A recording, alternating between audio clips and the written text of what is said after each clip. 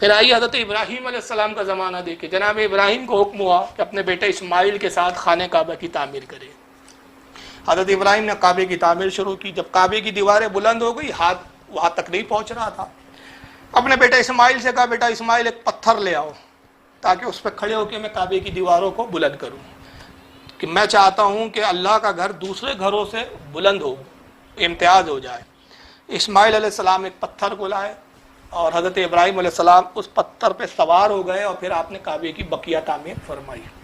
اور بعض روایتوں میں یہ آیا کہ وہ پتھر میں حضرت ابراہیم کے کھڑے ہونے سے یہ تاثیر ہو گئی کہ حضرت ابراہیم علیہ السلام پتھر پہ کھڑے ہوتے اور جب آپ کا ارادہ ہوتا کہ اس طرف میں دیوار تعمیر کروں تو پتھر خود بخود اس طرف چلا جاتا۔ یعنی حضرت ابراہیم کے دل کے ارادوں کو اور ان کے مقصد کو بھی سمجھ رہا ہے پتھر، اور یہ شرب اور یہ عقل اس میں کہاں سے آ گئی؟ حضرت ابراہیم نبی کے قدم سے مس ہونے کی وجہ سے۔ اب بہت عرصے تک حضرت ابراہیم اس پتھر پہ کھڑے ہو کے تعمیر کرتے رہے، نتیجہ کیا ہوا؟ پتھر پہ حضرت ابراہیم علیہ السلام کے قدم کے نشان ثابت ہو گئے، موم کی طرح پتھر نرم ہو گیا، اور حضرت ابراہیم کے کچھ پیر اس میں اندر دھس گئے تھے، آج بھی وہ نشان موجود ہے۔ اب تعمیر کعبہ ختم ہو گئی مکمل۔ اب یہاں ایک نقطہ سنیں، جب آپ مکان بناتے ہیں تو بہت سارے پتھر نکلتے ہیں، پتھر نکلتے ہیں نا، ڈھیر لگ جاتا ہے، جس کو کیا بولتے ہیں؟ ملبہ۔ آپ کیا کرتے ہیں اس ملبے کو؟ مولانا کے بھی اگر گھر کا اجرا بن رہا ہے تو آپ وہ ملبے کو کیا لوگ لے جاتے ہیں کہ یہ بہت تبرک ہے، لے جاؤ، پھینک دیتے ہیں نا۔ حضرت ابراہیم نے بھی وہی کیا۔ اب سارے جو فضول کعبے کی تعمیر میں جو پتھر لگنے تھے لگ گئے، اب جو نہیں لگ پائے چلو ہٹاؤ، صاف کرو کچرا۔ تو اللہ نے فرمایا کہ اے ابراہیم سارے پتھر پھینکے جائیں گے مگر وہ پتھر نہیں پھینکا جائے گا جس پہ آپ کے قدم نازمین لگ گئے ہیں۔ آپ کے قدم نازمین سے اس کو شرف جو حاصل ہوا، اب یہ تبرک ہو گیا، قیامت تک اس کو رکھا جائے گا، اور اس کی عظمت کیا ہوگی اس پتھر کی؟ اللہ فرماتا ہے پارہ نمبر 1 سورہ بقرہ آیت 125، وَاتَّخِذُوا مِن مَقَامِ إِبْرَاهِيمَ مُصَلًّى، اس پتھر کو رکھو اور کہا ایمان والو مقام ابراہیم کو اپنی نماز کی جگہ بنا لو۔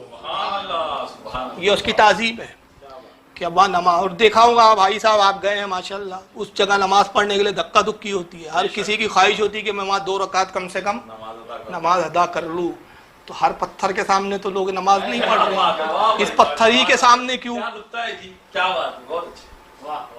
اور جتنے وہابی بھی پڑھ رہے ہیں تو پھر میں کہہ دوں پتھر پجوا، بھائی قبر پہ جھک گیا بیچارہ کوئی، ہم پھر کہہ رہے حرام ہے، مگر شرک تو نہ بولو یار، ہم حرام کے قائل ہے، شرک کے قائل؟ پھر میں درس کر دوں، غلط فہمی نہ ہو، جس کا حکم جہاں تک ہے وہیں تک رکھو، حد سے آگے مت بڑھو، قوم کو مشرک بول کے اپنی دال روٹیاں مت چلاؤ، دال روٹی نہیں بریانی اور بوٹی چلا رہے ہیں یہ لوگ، نج کے ٹکڑے کھانے کے لیے قوم کو مشرک مت بناؤ، جو حد ہے وہاں تک رہو، حد سے آگے مت بڑھو، اللہ کو حد سے بڑھنے والے پسند نہیں ہیں۔ تو اس پتھر کو اللہ نے کیا فرمایا؟ یہ نہیں کہا چومنے کی جگہ بناؤ، چومنے سے بڑھ کر کا مصلی عبادت کی جگہ بناؤ، اب یہاں عبادت کرو، پتھر سامنے ہے۔ اب ذرا بتائیے اس پتھر کے بارے میں آپ کیا کر رہے ہیں؟ اس کی تعظیم ہی ہو رہی ہے نا، نماز وہاں جو پڑھی، نماز اللہ کی ہے، عبادت کس کی ہو رہی ہے، لیکن تعظیم کس کی ہو رہی ہے؟ پتھر کی۔ فرق ہے نا، تو عبادت اللہ کی جاتی ہے، اور جو اللہ سے منسوب یا نبیوں سے منسوب جو چیزیں ہوتی ہیں اس کی تعظیم کی جاتی ہے۔ تو ہم قبروں کی تعظیم کرتے ہیں، عبادت نہیں کرتے، عبادت اللہ کی کرتے ہیں، تعظیم تو کرتے ہیں ہم۔ اچھا اب اس پتھر کے سامنے جب آپ نماز پڑھ رہے تو کیفیت کیا ہے ذرا بتائیے؟ اب بھائی ہاتھ باندھتے نا، اب چاہے اہل حدیث ہو تو یہاں باندھے، اور حنفی ہو تو ناف کے نیچے ناف پر باندھے، یا مالکی ہو تو ادب سے یوں کھڑا ہو جائے، اور شافعی ہو تو سینے کے نیچے باندھے کہیں بھی ہاتھ۔ اب یہ ہاتھ باندھ کے آپ کھڑے ہیں پتھر کے سامنے، تو یہ پجوا نہیں ہے؟ جب قبر کے سامنے ایسے کھڑے ہو گئے تو کہتے ہیں یہ تو یار تعظیمی حلال نہیں ہے، قبر کے سامنے آپ اس طرح کی حیت میں کیوں کھڑے ہو؟ اور پھر عبادت جو ہے وہ اللہ کی عین جو عبادت ہے وہ نماز ہے، اور اس کی ضد کیا ہے؟ شرک۔ تو پتھر کے سامنے اگر ہاتھ باندھ کے آپ کھڑے ہیں، پھر اسی پتھر کے سامنے آپ سجدہ کر رہے ہیں، تو پھر یہاں قبر پجوا کی کہہ رہے ہو تو یہاں پھر پتھر پجوا کیوں نہیں کہتے ہو پھر آپ؟ تو سوال کیا پھر پیدا ہوتا ہے؟ تو یہاں پھر وہاں بھی ایک جواب دیں گے آپ کو، کہیں گے دیکھیے صاحب اصل میں معاملہ کیا ہے کہ وہ پتھر کی جو ہے وہ اللہ کا حکم ہے کہ اس کی عزت کرو، کہ یہاں قدم کے نشان ہے، پتھر کی ہم عبادت نہیں کر رہے ہیں، نیت اللہ کی عبادت کی ہے۔ یہ جواب آئے گا۔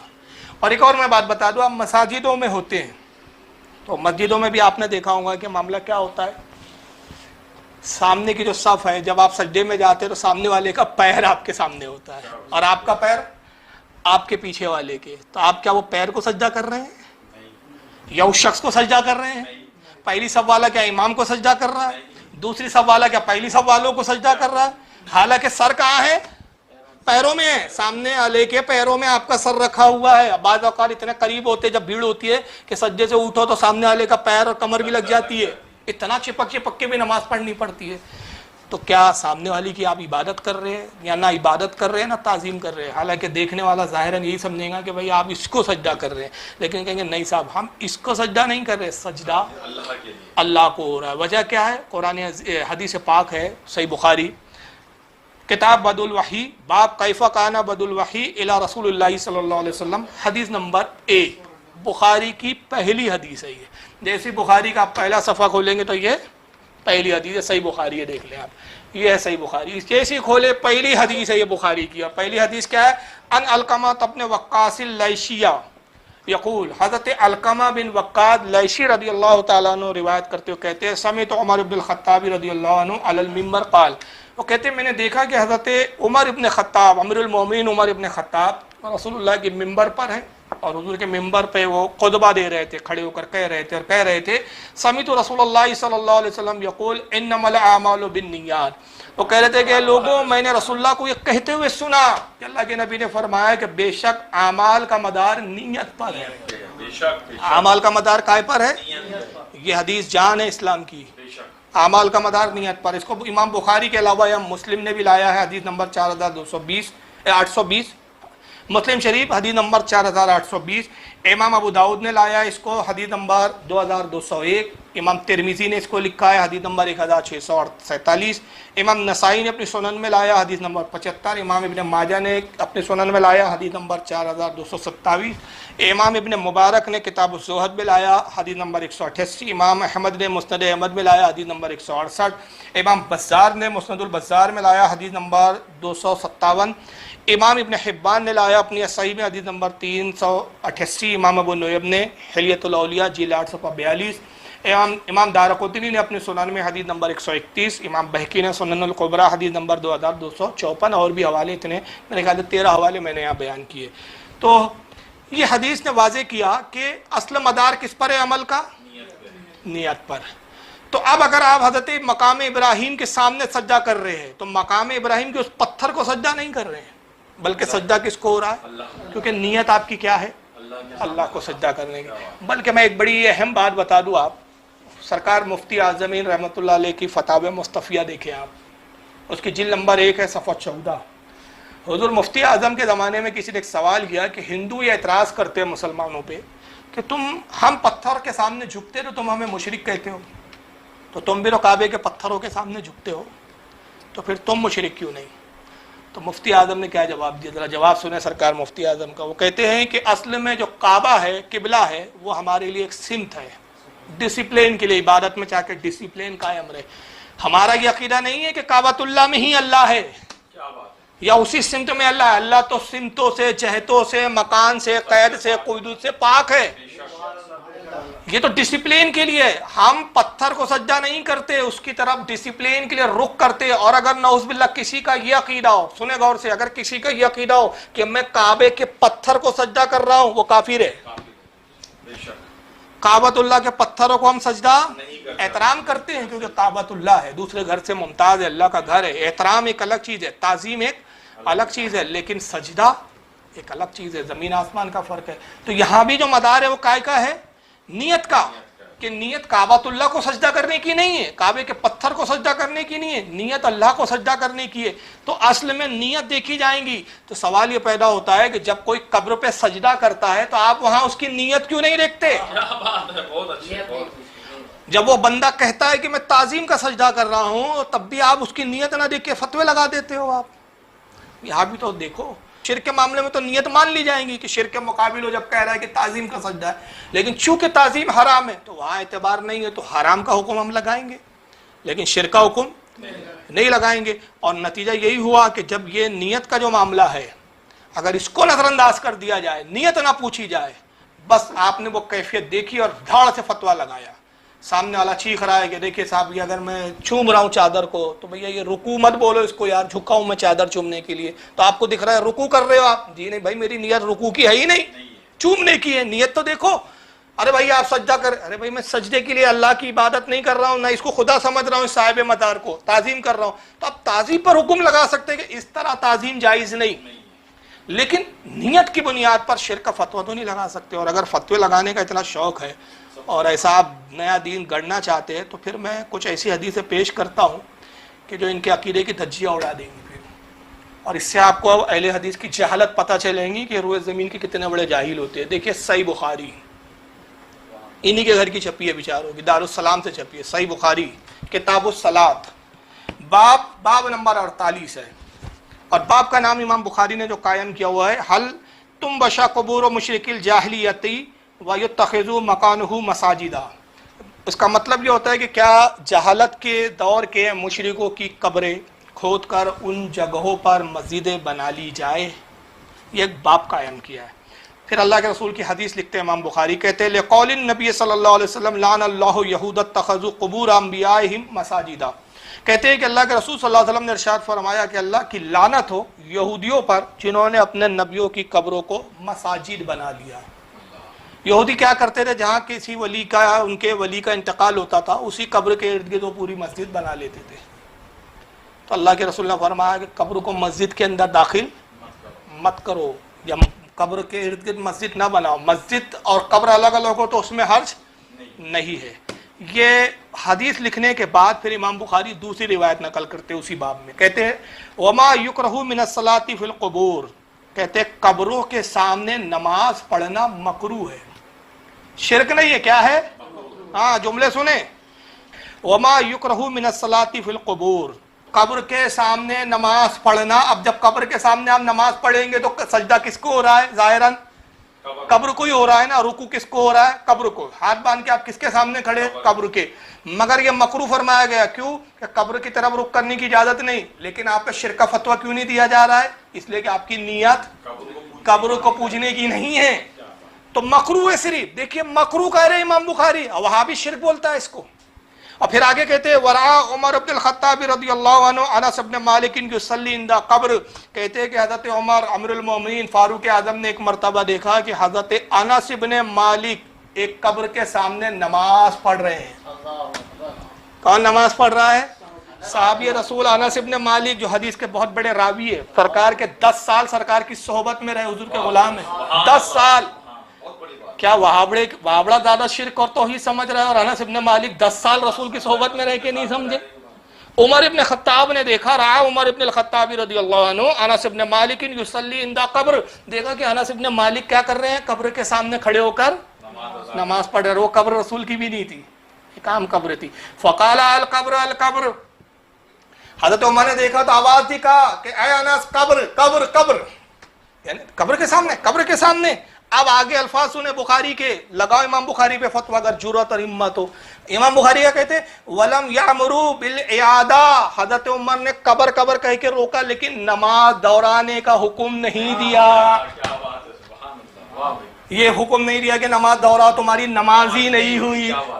تو روکا کیوں کہ مکروہ ہے, اور اگر شرک ہوتا تو کہتے تمہاری تو نماز بھی نہیں ہوئی, نماز بھی دوراؤ, دوبارہ کلمہ بھی پڑھو. تم تو مشرک ہو گئے, قبر پجوا ہو گئے تم قبر کے سامنے نماز پڑھ کے. مگر بیچارے وہابی کو یہ حدیث بخاری کی نہیں ملتی, بتائیے. مرضی کے فتوے ٹھوکتا ہے, پوری جماعت کو قبر پجوا بول کے بدنام کر کے رکھا ہے, اور جرأت نہیں ہے ان کو بولو کہ سامنے بیٹھ کے مناظرہ تو کر لو, اگر ہمت ہو تو سامنے نہیں بیٹھیں گے. ان کو معلوم ہے سامنے بیٹھیں گے تو ہمارے عقیدے کی پول کھلیں گی, ہم ذلیل و خوار ہوں گے. لوگوں کو گمراہ کرتے رہو تاکہ سعودیہ کی خیرات زکوٰۃ صدقات ہم کو برابر ملتی رہے. مقصد جو ہے وہ پیسوں کا, ان کی بھی نیت پیسہ ہے, اصلاح نہیں ہے. اگر اصلاح ہوتی تو یہ باقی بیٹھتے ہمارے سامنے بات کرتے کہ تم قبر کے سجدے کو شرک بولتے ہو. ارے یہاں تو بے آئینی عبادت اور نماز ہو رہی ہے, اور امام بخاری لکھ رہے ہیں کہ حضرت عمر نے مکروہ کہا, مکروہ کی بنیاد پہ کہا کہ مکروہ ہے, دیکھو قبر ہے قبر ہے, توجہ دلائی, لیکن نماز کو لوٹانے کا حکم نہیں دیا. یہ میں نے اپنی طرف سے الفاظ نہیں گھڑے, باقاعدہ الفاظ عربی کے ولم यअमुरुहु बिल इयादा, लेकिन उनको कब्र नमाज को दोबारा लौटाने का हुक्म नहीं दिया। ये हदीस के अल्फाज है। फिर आइए, यही इमाम बुखारी इसी किताब सलात में एक और हदीस लाते हैं, बड़ी प्यारी हदीस है ये भी। ये देखिए, यही बुखारी किताब सलात बाब कायम किया इमाम बुखारी ने। बाब का नाम रखा मन सल्ला व क़ुद्दामहु तन्नूरुन औ नारुन औ शैउन मिम्मा फ़अरादा बिहिल्लाह। कहते जो नमाज पढ़े तंदूर के सामने, आग जहाँ जलती हो, आग या ऐसी चीज की तरफ रुख करके नमाज पढ़े जिसकी पूजा की जाती हो, ये बाप का नाम रखा, लेकिन उसका मकसद रज़ाए इलाही हो। कहते नमाज कहां पढ़े? वो आग के सामने, आग की पूजा होती है, उसको लोग ईश्वर भगवान समझते हैं। ऐसी शय, अब शय में पत्थर भी आ गए, दरख्त भी आ गए, वो सारी चीजें जिसकी इबादत की जाती है, उन चीजों के सामने वो इबादत कर रहा हो कोई शख्स, तब भी वो जायज है। क्यों? कि उसका मकसद उनकी पूजा नहीं, बल्कि क्या है? मकसद रज़ाए इलाही, असल मदार काय का है? नियत का। ये इमाम बुखारी बाप कायम कर रहे हैं, और उस बाप के तहत वो दलील के तौर पर हदीस क्या ला रहे हैं? वकाल ज़ुहरी अखबरनी अनस इब्न मालिक क़ाल, कहते हैं कि हज़रत ज़ुहरी कहते हैं कि हमें खबर दी अनस इब्न मालिक रज़ी अल्लाह तआला अन्हु ने। और अनस इब्न मालिक कहते हैं क़ाल नबी सल्लल्लाहु अलैहि वसल्लम उरिदत अलैया अन्नार व अना उसल्ली। रसूलुल्लाह कहते हैं कि मैं नमाज पढ़ रहा था कि उसी वक्त, ऐन नमाज के वक्त, जहन्नम मेरे सामने पेश की गई और मैं नमाज पढ़ता रहा। इमाम बुखारी हदीस लाके क्या बता रहे हैं? आग पूजी जाती है और रसूल आग के सामने सजदा भी कर रहे हैं, रुकू भी कर रहे हैं, मगर ये शिरक नहीं हो रहा है। वजह रज़ाए इलाही मकसद है, आग की पूजा मकसद नहीं है। नियत आग की पूजा करने की नहीं है। तो ये जो मटक मटक के इनके मौलवी कहते हैं ना वावड़ों के, कब्र पुजवा, हिंदू जाए तो काफिर, ये जो नौटंकी करते हो, तुम्हारी औकात नहीं है बैठ के बात करो। दो ये बुखारी की हदीस बता रही है कि नियत पर दारो मदार है। तो अब अगर कोई कब्र को सजदा कर रहा है और नियत ताजीम की है तो शिरक का फतवा नहीं लगेगा। फतवा तब लगेगा कि अगर वो कहे कि हाँ मेरी नियत इबादत की थी। तुम कौन होते लोगों की नियतों को देखने वाले? तुम कौन हो तो लोगों के दिलों को चीर कर देखने वाले? फतवे जाहिर पर लगते हैं, दिलों के नियतों पर नहीं लगते। मुफ्ती जाहिर पे लगाएगा, ये नियतों पे फतवा लगाना ये अल्लाह का काम है। जब सामने वाला कह रहा है कि भाई ये ताजीम से मैंने सजदा किया, तब भी तुम कह रहे हो इबादत, तो फिर क्या कहोगे अनस इब्न मालिक के बारे में जो कब्र के सामने सजदा कर रहे थे? और हजरत उमर उनकी नमाज लौटाने तक, कुफ्र और इस्लाम तो बहुत दूर है जी, अभी कि उसको शिरक कहें, नमाज तक लौटाने का हुक्म नहीं दे रहे, जो उससे अदना चीज है। शिरक का फतवा तो बात की बात है। फिर इमाम बुखारी बाप कायम कर रहे हैं कि उस चीज के सामने नमाज पढ़ना जिसकी पूजा की जाती हो, मगर इरादा ये है उसका कि मैं अल्लाह की इबादत कर रहा हूं, तो इरादा अल्लाह की इबादत का है, वो देखा जाएगा। शायद क्या सामने उससे कोई गरज नहीं, नियत देखी जाएंगी। तो ये मसला इससे साबित होता है कि अगर कोई नौज़ुबिल्लाह कब्र को सजदा करे, हम नाजायज कहते हैं, हराम कहते हैं, लेकिन उसको नियत के बुनियाद पर जो नियत उसकी ताजीम की है उसको शिरक नहीं कहते। लेकिन अलबत्ता यहाँ बता दूं कि मुहद्दिसीन और मुफ्तियान इकराम यहाँ फरमाते कि ऐसी चीज़ें वो ख़ास बेआइनी इबादत के लिए ही इस्तेमाल होती है, जैसे मूर्ति। अब अगर कोई मूर्ति के सामने ताज़ीमन भी सजदा करे तो उसको शिरक का ही फतवा दिया जाएगा। वजह क्या है कि मूर्ति की ताज़ीम नहीं की जाती है, शरीयत में मूर्ति की ताज़ीम का कोई हक मतलब हुक्म मौजूद ही नहीं है। यानी खुला हुआ जिसको शिरक बोला जाता है, उस खुले शिरक में तावील कबूल नहीं की जाती। यही वजह है कि आला हज़रत फाजिल बरेलवी ने एक मुस्तकिल रिसाला लिखा है इस उन्वान के तहत, उसको पढ़ना चाहिए वहाबियों ने खास तौर से, और अहले सुन्नत व जमात का क्या है मौक़िफ़ उसको समझना चाहिए। रिसाले का नाम है अज़्ज़ुब्दतुज़्ज़किया ली तहरीम सुजूदुत तहिया। आला हज़रत ने इसमें यही साबित किया है कि बुजुर्गान दीन हो या कब्र हो, जिंदा हो या मुर्दा हो, वाबियों ने भी जिंदा मुर्दा की जो तफरीक लाई, शरीयत में इस नाम की कोई तफरीक नहीं है। जो काम जिंदा के साथ शिरक है वही काम मुर्दे के साथ शिरक है, या जो काम मुर्दे के साथ शिरक है वो जिंदे के साथ शिरक है। जिंदा मुर्दा की कोई तफरीक नहीं है। तो चाहे कब्र को सजदा हो या किसी पीर को सजदा हो, ये शरीयत इस्लामिया में हराम है।